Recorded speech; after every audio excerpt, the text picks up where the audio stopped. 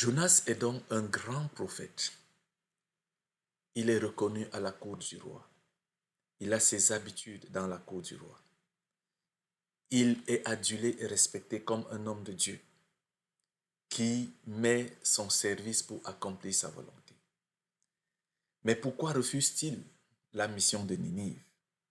Cette ville, capitale d'un empire païen, la Syrie, symbole même de tout ce qui va à l'encontre de la volonté de Dieu, symbole de tout ce qui est destiné à l'enfer. Il est reconnu et lu dans la Bible que les Juifs ne devaient pas manger dans les mêmes plats que ces gens idolâtres. Ils ne devaient pas épouser leurs enfants. Il ne devait y avoir, en fin de compte, aucun commerce entre eux et les nations qui les entouraient. Ces nations-là qui adoraient des dieux avec petit d païens, n'est-ce pas, des dieux qui étaient faits, des dieux qui étaient faits de bois, de pierre, bref, des dieux qui étaient tout à l'opposé du Dieu, du grand Dieu créateur de tout l'univers, l'omniscient, l'omnipotent, que eux, ils adoraient. Mais on peut aussi lire que les royaumes de Juda et d'Israël n'étaient pas à l'abri des influences et des préceptes de vie de ces païens.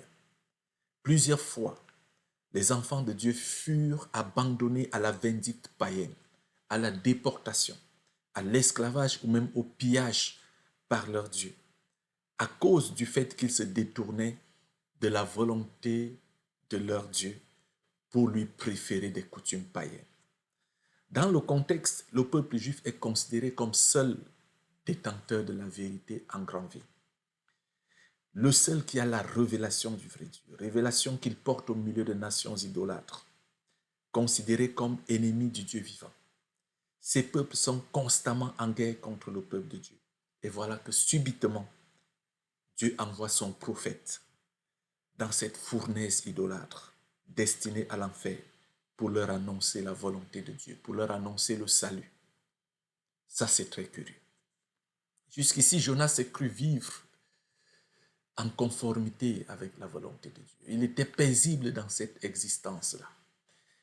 Rien ne pouvait l'inquiéter. Il était assuré vraiment d'aller au paradis après sa mort. Il connaît la parole de Dieu. Il connaît, du moins il croit connaître la volonté de Dieu, qui est de prophétiser. La volonté de Dieu à son égard, qui est de prophétiser aux hommes les messages de l'Éternel. Mais les limites intellectuelles et spirituelles de Jonas sont la plus grande manifestation de l'abîme dans lequel il vit. Dieu, par cette mission, achève de lui démontrer son emprise universelle. Dieu n'est pas le Dieu d'un peuple. Il est le Dieu de tout l'univers.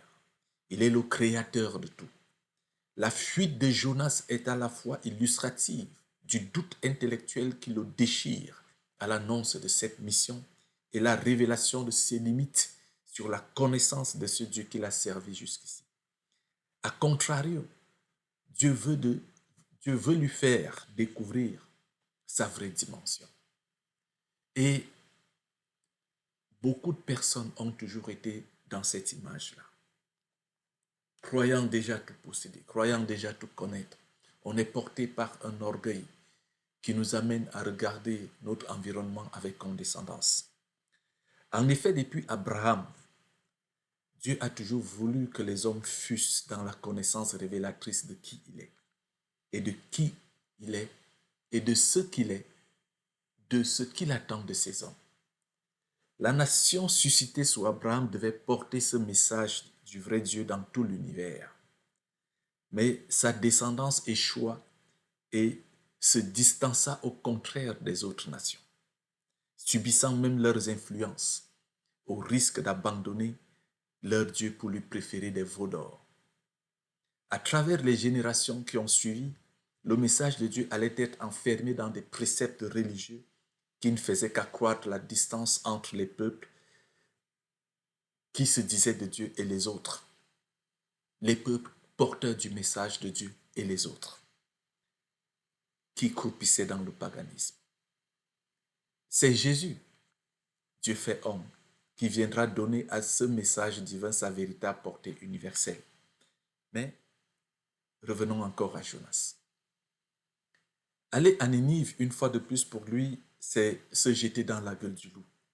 C'est s'exposer à la colère du roi Jéroboam qui a toute son estime. Ce serait comme une trahison au regard des hommes, mais pas au regard de Dieu. Jonas va donc tout faire pour ne pas aller à Ninive. Il préfère s'enfuir loin du palais. Il préfère s'enfuir loin d'Israël. Il va à Tarsis. Mais peut-on fuir l'Éternel? Quel homme sur cette terre peut-il se cacher de Dieu?